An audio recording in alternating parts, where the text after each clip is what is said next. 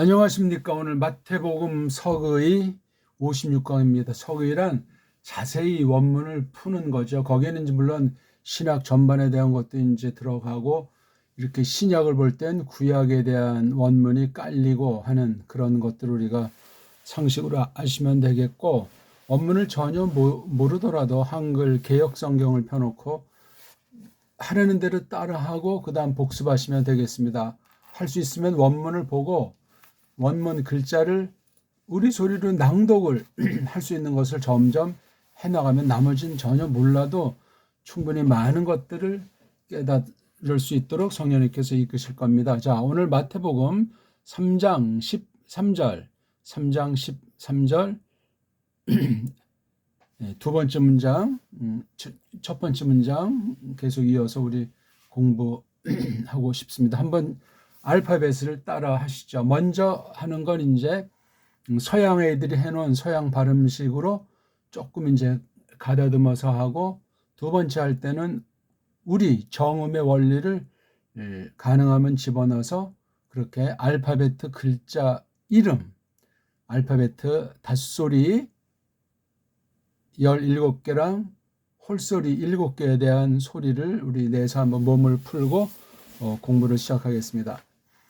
알파, 베타, 감마, 델타, 엡실론, 제타, 에타, 네타, 이오타, 카파, 람다, 뮤, 뉘, 그시, 오미크론, 피, 로, 시그마, 타우, 입실론, 피, 히, 프시, 오메가. 자, 제가 이번에는 이제 우리 정음의 원리를 한번 해보죠. 알파, 베타, 감마, 델타, 엡실론, 제타, 에타, 네타, 이오타, 카파, 람다, 뮤, 뉘, 그시, 오미크론, 피, 로, 시그마, 타우, 입실론, 피, 히, 프시, 오메가. 별반 차이가 없을 만큼 이것은 구약 문자에 비해서 완전히 풀어쓰기로 뭐 하나씩 해서 옆으로 그냥 읽는 그런 기초 소리에 그냥 한 가지로 근본인 받침을 살리지 못한 그런 소리의 한계 가운데 머물러 있는 것을 알 수가 있습니다. 자, 그럼 우리 3장 13절, 지난 시간에 이제 토테만 조금 하게 됐어요. 그렇죠? 한번 13절 읽어드리겠습니다. 토테, 파라, 기네타이, 호, 이에수스, 아포테스, 갈릴라이아스, 에피톤, 요르다넨, 프로스톤, 요한넨, 이오안넨, 투 바프티스 데나이, 휘프 아우투. 이렇게 읽으면 되겠어요. 급할 거 없어요. 천천히. 토테, 파라기네타이, 호, 이에수스, 아포테스, 갈릴라이아스, 에피톤, 요르다넨, 프로스톤, 요한넨, 투 바프티스 데나이, 휘프 아우투. 뭐 이렇게 이제 약간 빠르게 읽을 수도 있겠죠.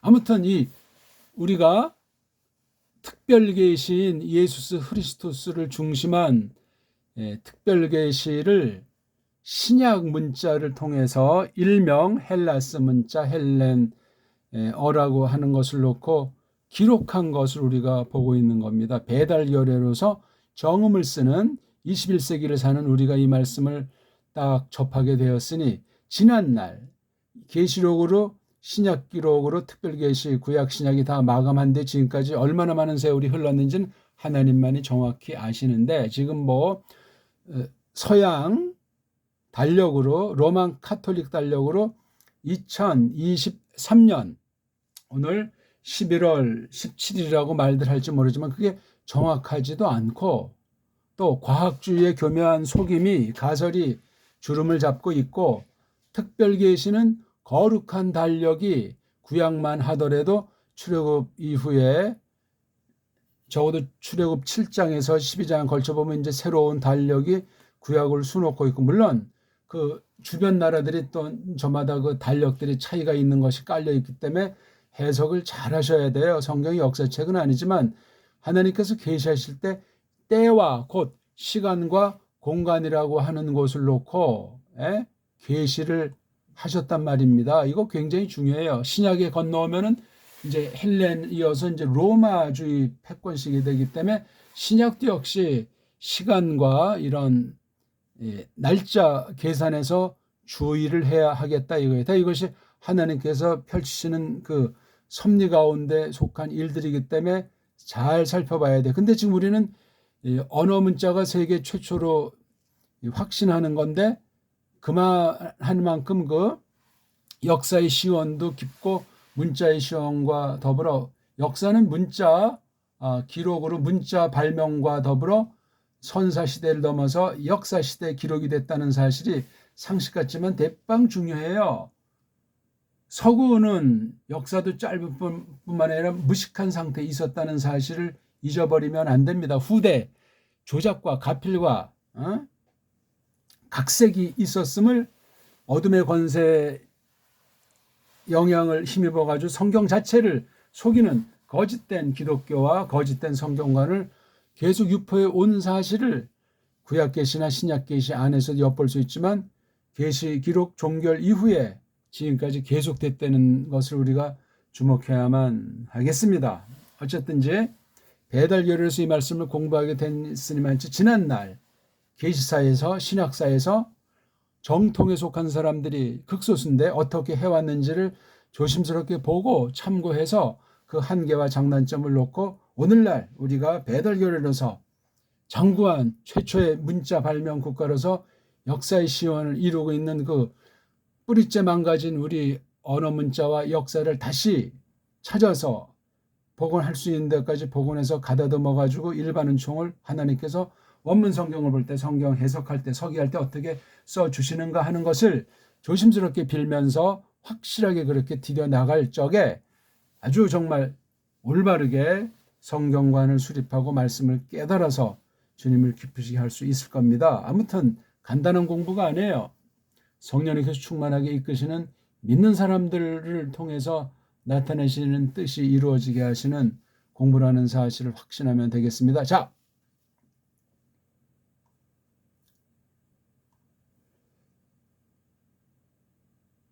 토태 그렇잖아요.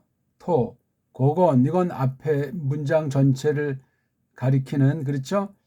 지시하는 가리키는 대표하는 말에 토자로 앞에 어떤 여기 3장 12절이 한 덩어리라고 했을 때 여기 뭐 카이자가 이렇게 또 두 개가 있으니 문장이 좀 복잡한 것 같지만 이 전체를 여기서 뭘로 표현했냐면 토라고 하는 것으로 이렇게 연결시킨 거예요. 이때 토는 관사 토가 아니고 연결시키는 접속사 같은 거예요. 그러면서 동시에 뭐 어떤 양념굿이라는 그런 것으로 볼 수 있어요. 토 요거는 그것이라고 하잖아요. 그것 요거 토가 그거 그러니까 강한 지시의 뜻이 있어요. 바로 12절 전체를 1차로 볼 수 있고 그다음에 오라고 하는 건 타우가 어떻게 쓰이나 하는 이머저머 시공형에 대한 것이 시공인에 대한 것이 타우 그러니까 그것이 오니까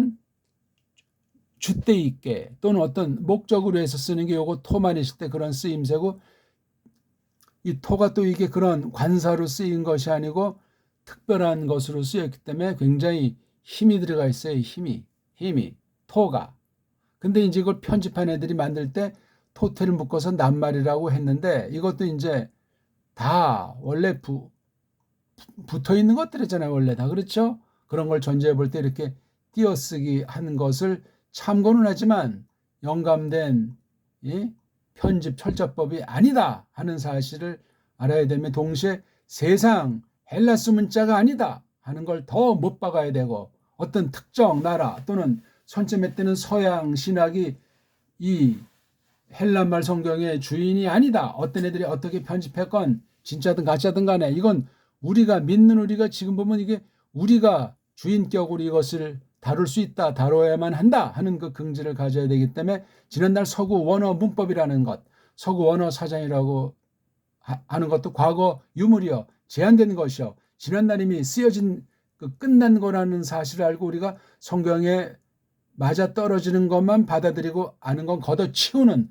그런 자세를 줏대 있는 언어관, 줏대 있는 신학관, 그런 계승된 주류의 신학에 속해서 이 말씀을 새겨나가는 것이라는 것을 꼭 기억해야만 하겠습니다. 이 태라고 하는 것이 강한 문법 용어를 따지면 부사격으로 아주 전 이 문장 전체 속에 아주 양념의 양념. 이 맛이 토에도 영향 미치지만 그 뒤에는 여기 도착한다는 말로, 그 다음 그 예수스라는 그 말에도, 그 다음에 요거 아포테스 갈리아스 요거 전치사 말덩어리에도, 또 에피라고 하는 요 말덩어리에도, 또 프로스 요 말덩어리에도, 휘포 말덩어리, 아포, 에피, 플러스 휘포, 무려 4개 전치사 구로 쫙 돼 있는 거예요. 서양 문법을 인용하면. 문법이라는 건 그 용어든 가장 간단한 것을 안 뒤에 버려야 돼요. 문법이 성경은 아니걸랑요. 그래서 어떤 애들은 뭐 성경 해석의 3대 원리에서 뭐 문법 해석이다, 뭐 역사 해석이다, 신학 해석이다, 다 웃기는 얘기예요. 그냥 몇 가지를 그렇게 늘어놓은 것이 그 문법 해석이라고 하는 것이 서구 언어관 수준이야. 알파벳으로 된 그러한 언어관을 가지고 무슨 문법 해석이니 그런 것이 나온다고 하겠습니까? 언어로 기록된 역사, 어떤 뭐 배경, 바탕을 가지고 해석을 좀 더 전진한다는데 코미디예요. 신학 말할 것도 없고 배달결의 문사철로서 그 모든 서구 신학의 왁구를 일반은 종에 속한 부분을 다 정리해 놓고 음소를 중심한 문자, 소리를 중심한 음소랑 문자 자체의 그 특성을 살려서 새롭게 우리가 하나님의 뜻을 깨닫고 생생히 크리스토스 임재를 지금 현재 어떻게 우리가 아주 다정다감하게 고도의 인격으로 사귀면서 이 말씀의 요구를, 말씀의 진행을 우리가 관찰하고 또한 같이 힘입어서 크리스토스 뒤를 좇도록 써주시길 바라는 마음을 가져야 마땅하다, 그 말이 되겠습니다. 그래서 태라고 하는 거 지난 시간 말씀드렸듯이 저는 일단 이걸 더욱이라는 말로 이렇게 한번 했죠. 이게 뭐 정말로가 됐거든요. 요거 토자를 갖다가 앞에 문장을 놓고 이걸 전제해서 다시 한번 힘을 주는 거예요. 1차로 토에다가 그건 더욱이, 이 말뜻이 그거예요. 근데 이것 중에 하나로 보통 사전에 보면 우리말로 듣지만 그때라는 정도로 하고 있잖아요. 그때. 이건 너무 매가리가 없어. 12절의 상황, 11절, 12절 그 앞 대목의 상황을 놓고 바로 고고, 더욱이 고고. 근데 왜 때라고 하는 것으로 단축시켜 놓냐고요. 계시는 때곳을 전제하고 벌어진 사건이에요. 어떤 일이 벌어졌나는 그 내용에 대한 양상. 그걸 이렇게 토자로 쓴 거란 말이에요. 토 자체는 중성 아닙니까? 중성. 단수에 그러고 단수. 보통 단수를 많이 쓰고 어떤 경우는 이제 복수고를 쓰기도 해요. 다 대명사류잖아요. 대명사. 동사 아닌 건 전부 다 명사류라고 해요. 명사류에 명사 들어가지, 대명사 들어가지, 부정사, 분사 들어가지. 자건 모든 종류가 싸그리 다 들어가요. 동사 몸뚱아리 중심으로 한 직설법이니 희구법이니 가정법이니 그런 애들 빼고는 전부 다 넓게 다 명사류란 말이에요. 명사는 뭐냐? 만물 이름이에요. 만물 이름. 하나님께서 섭리 가운데 부리셔서 나타나는 그런 것들의 모든 이름이에요. 이름은 그 속성들이 있고 쓰임새가 있고 그 모든 만물들 사이에 어울림이 있고 굉장히 장엄한 거예요. 그 이름이라고 하는 것이, 나운이라고 하는 것이, 노멘이라고 하는 것이, 쪽발이 말로 명사라고 하는 것이 그 낱말 어떤 걸 쓰냐가 문제가 아니고 그 속뜻, 그 성깔, 그 쓰임새, 그걸 아는 게 낱말에 대한 뜻매김에서 굉장히 중요해요. 그렇게 해야 그 쓰임새에서 이 뜻 넓이가 어떻게 되나. 그래서 나무만 보는 정의보다 또 숲을 전체를 보는 그 개념이라고 하는 것을 확대해서 정의니 개념이 전부 다 쪽발이 죽은 한자예요. 정의는 뜻 매긴다, 뜻을 매긴다는 뜻 매김이요. 개념이라고 하는 것은 뜻을 넓혀서 딱 그것을 파악하는 거기 때문에 범위가 좀 커요. 개념과 정의에 대한 우리 배달결의 문자를 가지고 간결하게 풍성하게 그렇게 말들을 한단 말입니다. 개념정의 설명하면 백인백색으로 뭔지 모르면서 헤매고 허우적거리지 않습니까? 바로 일본 한자의 폐해예요. 우리 언문으로 우리 한문을 공부하셔야 돼요. 정음이라고 했을 때 그렇게 말이 되기 때문에 너무너무나 중요해요. 소리 원리로. 자, 그것이 더욱이 팔화 가까이 나타나더라. 여기 에타이가 긴꼬랑지니까 몸소 나타나더라. 가까이, 옆에. 긴 에타이가 어떤 것이 된 거잖아요. 그렇죠? 그러니까 아무것도 없었는데 뭐가 이렇게 된 거예요. 그러니까 이게 나타났다, 생긴다, 벌어진다, 일어난다. 그런 뉘앙스가 있는 거예요. 구약에서 하야 동사랑 거의 같은 거잖아요. 그래서 가까운데, 옆에 이렇게 된다. 이게 되어진다보다도 몸소 된다. 왜? 에타이가 이게 제귀태 데퍼넨트라고 하는데 여기 주체가 다른 분도 아닌 신인이신 이예수스이기 때문에 이게 어찌 수동으로 당하는 것으로만 볼 수 있겠는가 말이죠. 예? 파라는 이제 어디부터 여기까지 그 출발지 이게 이 전체 과정이 파라로 이렇게 돼 있는 거예요. 파라. 요걸 이렇게 붙여서 합성낱말 쪽을 떼었을 수 있으면 더 좋은 거예요. 파라 다음에 어떻게 동사 걸 수 있는 하나님 마음대로죠. 인간들이 알파벳 한 개 가운데 망가진 알파벳 가운데 모음은 개수가 5개밖에 없는 엉성한 것을 가지고 그 뜻을 다 무시하고 그로 말미암아 자음도 일그러뜨려서 어원을 잃어버리게 한 어근을 모르게 한 이러한 서구 언어라고 하는 것은 엉망진창인 거예요. 그중에 있는 헬렌말 가지고 거룩한 신약 특별계시를 기록했으니 이건 신비한 것이고 이것을 서구 아이들은 잘 알지를 못해요. 이 모든 알파벳의 정점에 전혀 성깔이 다르게 있는 배달결의 언어 문자관 가지고 한 걸음 더 근본으로 전진할 수 있는 것이 하나님 창조 원칙에 속해 있는 섭리예요. 확신합니다. 그거는. 근데 오늘날 그 엉터리 수준이야 영어주의가 모든 분야 특히 신학 분야를 가지고 놀고 있으니 소가 배꼽을 잡을 일이다 하는 사실을 조심스럽게 주의하셔야 하겠습니다. 빛깔을 좀 바꿔서 우리 팔화 어디서부터 여기에 지금 아주 가까이 다가와서 곁에 있는 상태 그렇게 몸소 되시더라 나타나시더라. 누가 여기 주어가 나오잖아요. 그 이에수스께서 그 이에수스가 너무 깨서를 많이 쓰면 말이 무거워지고 힘들어요. 그러니까 그 이에수스가 주격으로 고유명사는 음역을 해야 돼요. 이에수스라고 하셔야 돼요. 이걸 만약에 구약과 같이 쓴다면 이게 헬란 말은 아니고 구약에 있는 말을 음역한 거예요. 어떤 것을 음역했는가? 예호슈아. 뭐 이걸 쓰건 안 쓰건. 예호슈아 우리 여호수아서 있지 않습니까? 예호슈아라고 하는 거 이건 여호와에다가 야슈아라고 하는 거 그렇죠? 야흐가 구원이시다 구원하게 하신다는 그런 뜻이 이게 예호슈아예요. 뒷날에 이제 단축형으로 예슈아라고 하는 것도 써요.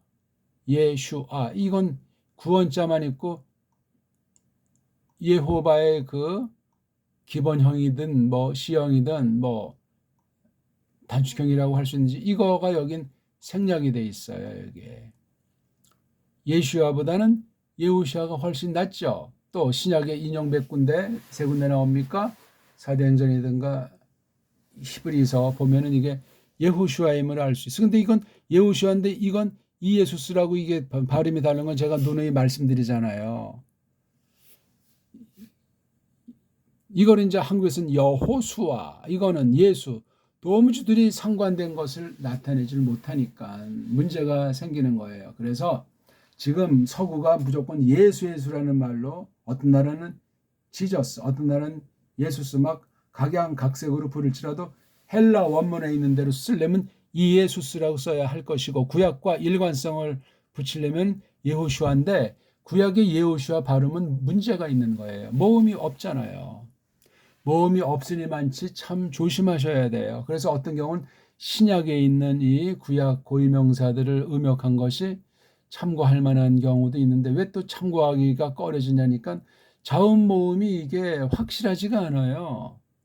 헬라스 말 구약은 자음밖에 없고 신약은 자음 모음이 짬뽕 돼 있고 개수도 얼마 안 될 뿐더러 완전히 혼합 형태에다가 모음이라고 하는 것이 아에이오 현대 인도 유럽어 세계 현재 거의 모든 언어의 그 모음을 다 그렇게 완전히 장악해 버렸단 말이에요. 아에이오 외에는 잘 소리들을 내지 못하고 낸다고 해도 표기할 수가 없으니 어영병 발음해. 그러니까 등장한 것이 국제 음성 기호가 나타난 거예요. 뭐 400개 넘습니까? 그거 뭐 완전히 사람을 홀리는 거예요. 엉터리 방송국이에요. 그거 있으나마나한 쓰레기에 지나지 않소이다. 필요하면 다시 우리 정음 체계로 우리 고유어를 살려내서 저 가린토 정음과 그 근본까지 올라가서 우리 언문과 우리 한문 표기로 세계 모든 나라 표기를 하면은 세계 현존 문자 30개도 안 되는 것에 모든 표기가 가능하고 소리가 우리나라 말 소리로 토백이 소리들보다 점점 정확하게 발음할 수 있어요.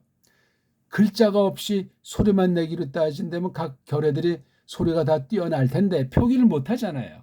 그러면 그 소리가 죽고 변질합니다. 소리가 죽고 변질한다는 건 말 뜻이 어근이 없어지고 변질한다는 얘기예요. 그러면 하나님의 뜻을 해석하고 하나님 말씀을 새기는데 영향이 있다는 겁니다. 영향이. 세상 문자 뭐 타락하고 뭐 그걸로 끝나는 것이 아니고 하나님의 뜻이 왜곡이 되고 덮여버려요. 무서운 얘기입니다. 아무튼 파라 기네타이 이건 이제 쉽게 말하면 어느 곳 목적지에 가까이 나타나고 있다는 게 이게 지금 현재 형태를 썼으니까 지금 이렇게 어느 목적지에 걸어오고 계시는 예수스의 그 외모, 그 심정, 그 인품을 우리가 새겨보는 거예요. 토태가 이게 세잖아요. 그러니까 12절이라고 하는 그 앞에 대목의 상황과 동시일 수 있고 거리가 있을 수 있으면 그게 이렇게 돼서 토태, 팔화, 키네타이 하고 있는 현재 미완료 상태예요. 미완료는 계속되고 있는 거 누가 그 이예수스께서 이건 뭐죠? 예호바가 구원이시다 하는 거죠. 그렇죠? 그러니까 이 구약의 이름 이 요즘은 이 발음도 그냥 아도나이니 뭐니 엉터리 방송국으로 하나님의 이름을 지들 멋대로 지지고 볶고 있는데 문제가 커요. 거룩한 신명에 대해서 정말 심혈을 기울여 정리해야만 할 겁니다. 자, 여기에 이제 이렇게 해서 동사 주어로 이제 끝났는데 여기 전치사 말덩어리 아포 에피라는 말덩어리 프로스라는 말덩어리 휘퍼라는 말덩어리 4개의 말덩어리로 되어 있어요. 동사 하나가 있는데 이걸 다 동사 문장으로 쓸 수 있는데 그러면 너무나 이 글월이 많아지잖아요. 이건 지금 한 글월인데 이거 하나하나를 다 동사로 바꾸고 주어 넣으면 이게 이 한 절 안에 무려 문장이 글월이 5개가 돼버리잖아요. 그런 걸 없애고 한 동사에다 귀착시키면서 이 아포라고 하는 아이가 물론 여기 뒤에 있는 이 말덩어리도 전체에서 정말 잘 아주 제한된 어떤 특수한 것을 이렇게 정리해 주지만 주어와도 이게 관련이 되고 이게 동사랑도 관련된 영향을 미쳐요. 자기 뒤에 거느리는 이 말덩어리도 하지만 문장의 주어, 수어에 대해서도 아포가 영향을 미쳐요. 아포는 이게 어떤 뜻이냐 이거냐. 에? 어떤 곳에 있다가 어떤 그 목적한 곳, 목적한 일을 해서 이게 방향성이 생기는 거예요. 그러니까 이게 나와가지고, 그러니까 이 전 과정을 서술했던, 서술하지 않았던 이런 때에 꿈틀꿈틀하는 움직임과 어떤 상태에 대한 것이 묘사가 되어 있는 게 아포예요. 아포. 아포. 아에다가 폰데, 그렇죠? 아가 이게 만약에 강조라면 폰이건 어디냐 하는 그런 뉘앙스가 있는 건데, 아무튼 이쪽에서 저쪽으로 뭐 속에서 나오든 뭐 거쪽에서 나오든 그럼 이미 목적지가 있고 뭔가 있는 거예요. 거기 사람이 있든지 뭐 물건짝이 있든지. 그러니까 요 아포라고 하는 여긴 뭔가 이것을 해서 뭔가 준비는 다 돼 있는 거예요. 이미 이렇게요. 어? 그러니까 이게 아포가 간단한 것이 아니에요. 시공인에 관련된 거잖아요. 시공일. 어떤 때의 상황, 어떤 곳의 상황 가운데 무슨 어떤 양상들이 벌어지는가. 사람과 사물이 어우러져 가지고. 그럼 요게 아포가 되기 위해서 그 앞에 또 그 이전에 그 일들이 있지 않겠냐고. 여기 지금 아포 요거 자체는 과거인지 현재인지 미래인지는 이게 이 주절의 이 동사 시제가 굉장히 중요해요. 이건 지금 현재 미완료상이잖아요. 아직 동작이 끝난 것이 아니고 진행 중인데 포인트를 현재에다 뒀어요. 그 이예수스께서 주때 있게 요 분이 계신 거 현재는 기록됐으니까 지금 우리가 볼 땐 과거지만 우리가 이 속으로 들어가서 이 말씀을 받도록 말씀을 들을 때 성령님이 역사하면 이 신령한 현재가 시공을 넘어서서 영원 가운데 되어지는 이 느낌을, 이 뜻을 새길 수가 있어요. 이건 좀 신비스러운 얘기가 아니라 언어라는 문자의 속뜻을 들어갈 때 어떻게 우리가 부려야 할지 아차하게 되면 이 글자에 걸려가지고 원문한답시고 날아가 버려요. 끝장난다는 말입니다. 이 글자를 무시해도 안 되고 이게 또 절대인양 원어 우상주의에 빠져도 끝장이라는 말씀이에요.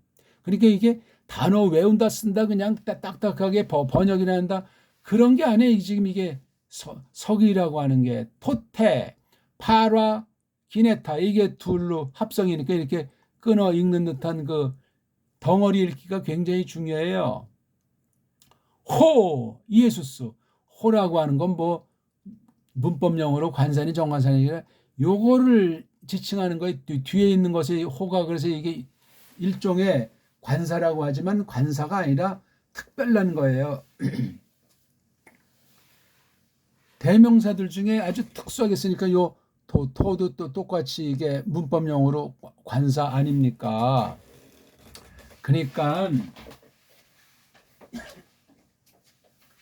마구잡이로 그냥 외워서 그냥 딱딱하게 그냥 문법 죽은 영문법 그러니까 한국이 영어를 가장 잘 못하잖아요. 쪽발이 물들어서 쪽발이 때문에도 그러하고 누구 뭐 핑계댈 필요도 없지만 어쨌거나 그 이예수스께서 아무튼 쫙 지금 걸어 오시는지 뭐 누구를 대동하고 오시는지 그 상황을 자꾸 우리가 사색하는 거예요. 그때 조심할 것이 우리가 자라난 태생, 집안의 양상, 교육의 정도, 자신의 성깔, 그 시대상 그런 것들이 지나치면 안 돼요. 근데 영향을 받습니다. 그러니까 가방줄도 좋게 영향을 줄 수 있고 가방줄이 길다고 해서 이게 마이너스 되기도 하고 건강한 사람이다, 남자다, 여자다, 아이다, 노인이다 다양한 거 이게요.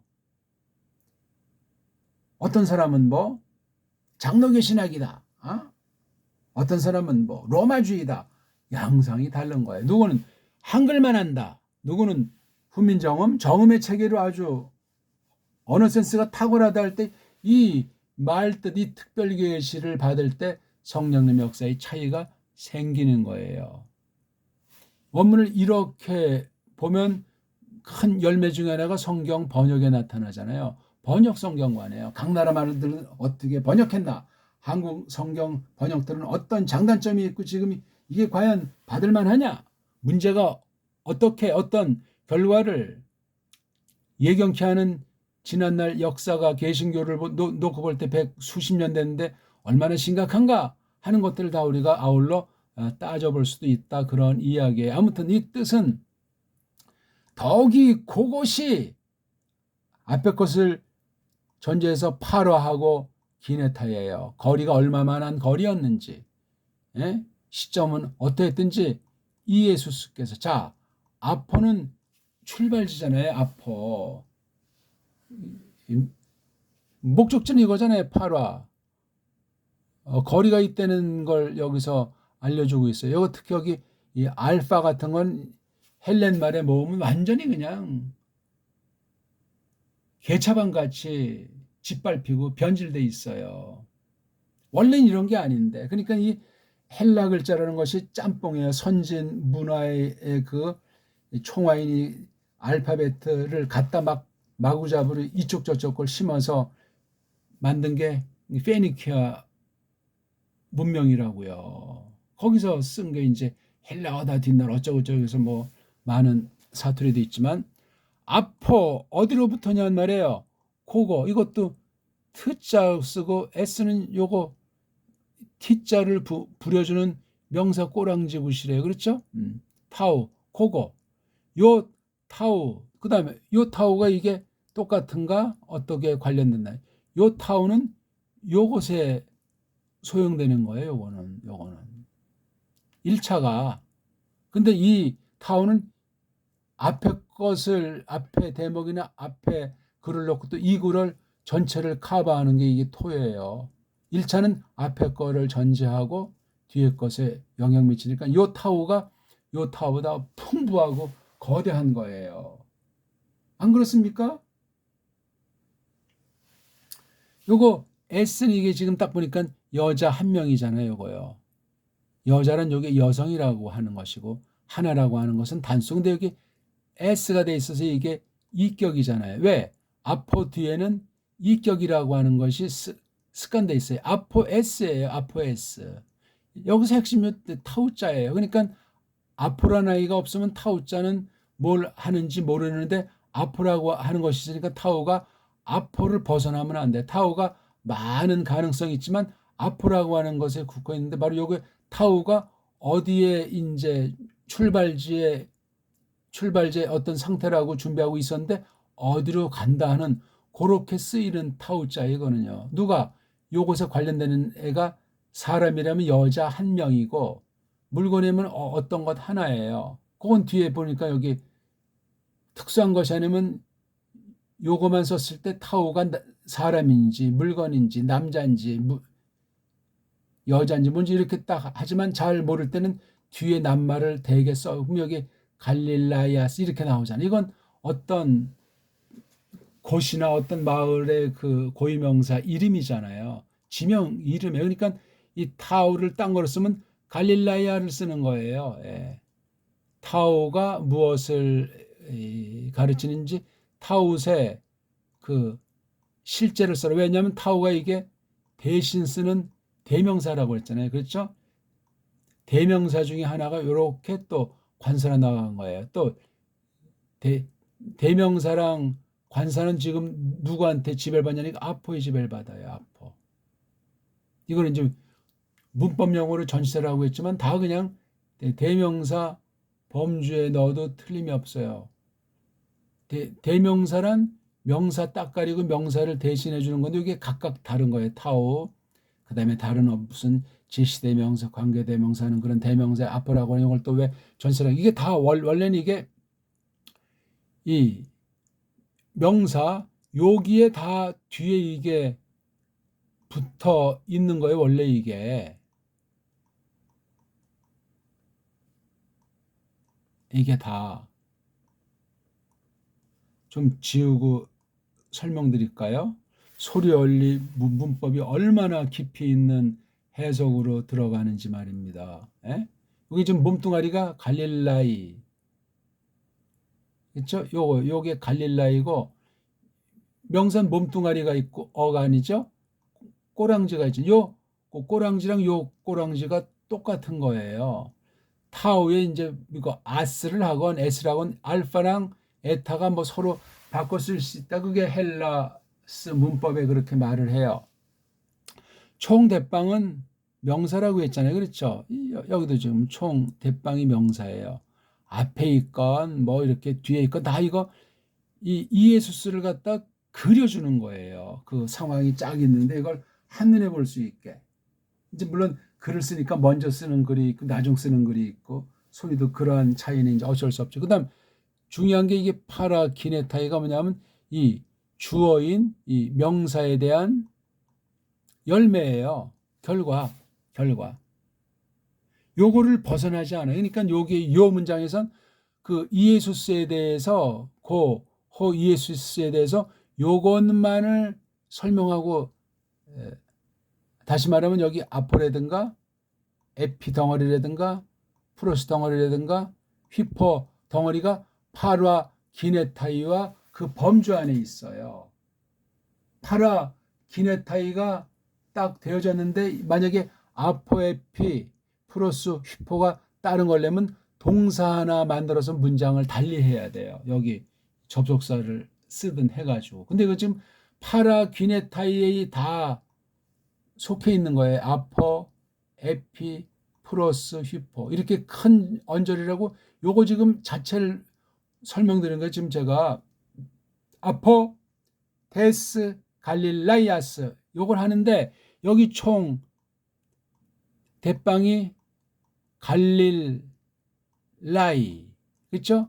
갈릴라이가 몸뚱아리예요. 요거 뒤에 지금 여기는 이제 어떤 게 붙어 있습니까? 아스.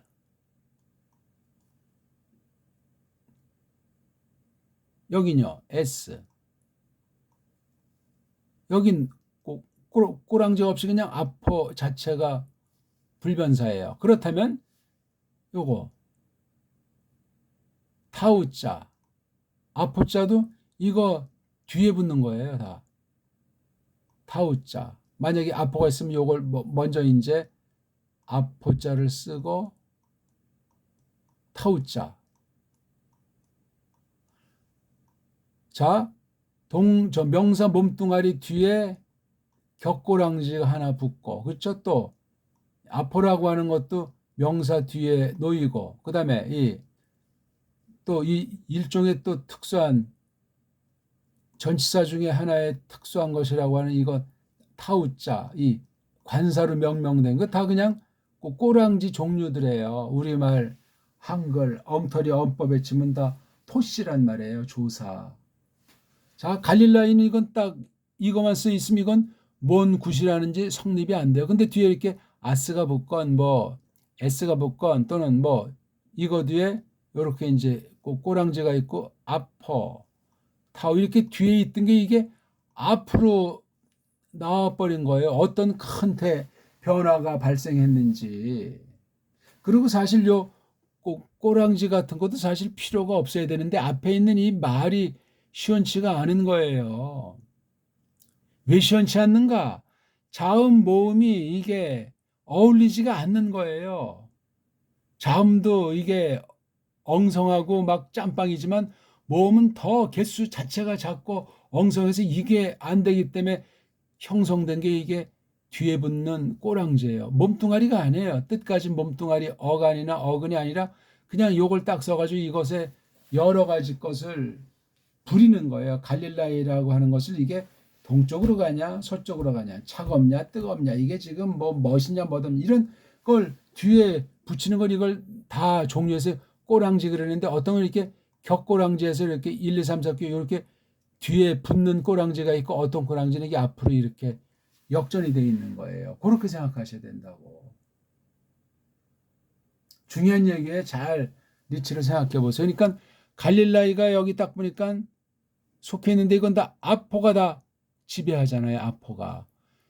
전치사 뒤에 있는 명사류는 이 격을 꼬랑지의 격을 지배당해서 어디부터냐면 그것이 어디부터 또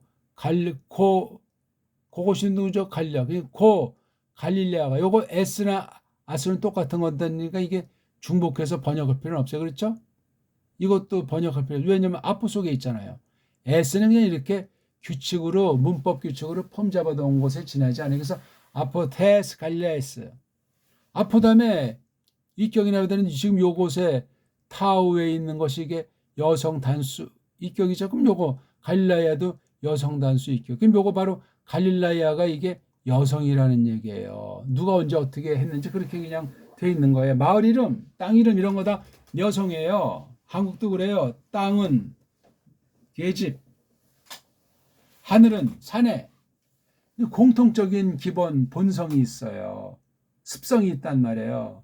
세계 모든 사람들은. 그것이 언어에 녹아있지 않겠냐고요. 근데 우린 이런 성의 구별, 이런 무슨 성이고 꼬랑지로 뭐 성구별 같은 것이 없으니 얼마나 간단해요. 간단하면서도 풍부하고 사상이 심오하고 그런 언어라고요. 그러니까 서구에 이렇게 뭐 복잡하게 가장 정확한 헬라어라고 이렇게 놓은 것은 코미디예요, 코미디. 글자가 엉망진창이라는 걸 스리슬쩍 캄프라치한 것에 지나잖아요. 이걸 우리가 또 어떻게 공부할 것이냐 이거예요. 이렇게 스리슬쩍 캄프라치는 헬렌 문법으로 된 것을 서구 그 후대 언어들이 해석한다고 할 때 말은 요란하고 복잡하지만 알맹이가 없는 거예요. 알기가 어렵고 꽤나 뭐가 있는 것 같지만 온갖 이성주의, 세계주의가 다 쪄들려 있는 거란 말이에요. 이거 서구 각 언어들의 한계예요. 걔네들 문사철의 뚱속이란 말이에요. 겉과 속이 다른 식으로. 우리는 그렇지가 않은 문자체계인데 서구 영문법이랑 쪽발이 소리로 다 변개돼서 급조해서 만들어진 게 한글이잖아, 한글. 그건 서구 언어 문자의 따까리예요. 못 벗어납니다. 학문에서나 경제에서나 삶에서 늘 그냥 수입하다 그냥 짧은 생 끝나버리는 거예요. 어찌할꼬? 예? 그러니까 예수 산다면 그냥 갈릴라이예요. 갈릴라이가 떠난 곳이에요. 그렇죠? 또 갈릴라이가 요거 아포가 어디로부터죠? 그곳으로부터 갈릴라이로부터 여기 갈릴라이가 구약에서 이렇게 갈릴자로 돼 있어요. 그럼 이걸 갈릴로 번역해야죠. 구약엔 그렇게 돼 있잖아요. 물론 신약 당시 그곳이 헬렌 지명으로 갈릴라야 이렇게 음역이 되어서 헬라권에서 그렇게 하면 쓸지 모르지만 구약권을 보면 이게 갈릴점 이거 갈릴이라고 번역해야 돼요. 갈릴리가 아니라 이런 것 하나 제대로 되지 않습니다. 그러니까 그 예수께서 떠난 곳은 그 갈릴리란 말이에요. 출발지가 갈릴리, 파라, 도착지가 어디죠? 에피, 어디 위에, 어디에 대해서 그 요르다넨 이건 우리가 알지만 야르덴이라고 하는 그렇죠? 강 이름이잖아요. 그 야르덴 위에 그냥 야르덴이라고 해서 강자는 없잖아요. 자, 그다음 쪽집게로 누구에게로 아포한 그러니까 아포의 1차는 여기 플러스 그러니까 8화에 다 관련되는 전치사 문장이잖아요. 플러스 누구를 향하는 거죠? 그 이오안네스를 향하여 플러스 다음에 사격이니까 사격은 뭐냐면 꿈틀꿈틀하는 거예요. 여기도 지금 에피라고 하는 거 다음에 사격을 써요. 그 야르덴이라고 하는 것에 우회로 그렇죠? 요것에 대사는 요거 사격의 뉘앙스 그다음에 프로스도 역시 사격으로 썼기 때문에 그 이오안네스라는 사람에게로 지금 이게 과정이 다 설명돼 있어요. 아포가 1번 출발지, 에피가 2번, 프로스가 3번. 자, 이오안네스가 여기 투 소유격은 항상 이렇게 보통 투 바프티스 이게 뒤에 나오는 것이 아니고 앞에 나오는데 이거 지금 이오안네스가 이건 지금 목적이잖아요. 그렇죠? 이오안네스에게로 여기 타우는 어떤 겁니까? 타우. 이게 지금 바프티스 데이나이라고 부정가고 불정사 수동태잖아요. 그렇죠? 요것을 밝힌 게 투어죠. 요건 요렇게 묶어야 돼요. 요렇게요. 네. 불정사가 명사와 같기 때문에 전치사를 취한다. 그렇게 갈릴라야가 테스라는 전치사를 취했지. 요한네스가 톤이라는 것을 취할 듯이 요르단이라는 것이 이렇게 톤이라고 하는 것을 붙였듯이 이런 그 관사가 전치사와 마찬가지로 명사 앞에 이제 놓인 것이 대변화로 거꾸로 돼 있다고 그러는데 그건 큰 범죄가 있었으리라고 보고 근본이 많이 달라졌기 때문에 그러면 주어 동사 위치가 흔들린단 말이에요. 동사가 원래 제일 뒤에 와야 돼요. 결론이라고 그랬잖아요. 주어는 제일 앞에 와야 돼요. 그게 기본 문장인데 구약은 동사를 제일 앞에 빼내고 그 다음에 이런 헬란말은 또 주어 쓰고 그 뒤에 막바로 동사 해버리니 그 뒤에는 그냥 흘러가는 거야. 그냥 한 단어를 쓰건 종속절에서 몇 개 수없이 그러니까 책 한 권이 그냥 한 문장이 될 수도 있도록 된단 말이에요. 서구 문법의 특성이 그렇습니다. 그런 기계 방식으로 어쨌거나 그건데 그게 먼저 바프티스 때나 하는 거예요. 씻겨지시기 처음으로 씻겨지시기 하는 것에 관련한 이완네스란 말이에요. 예.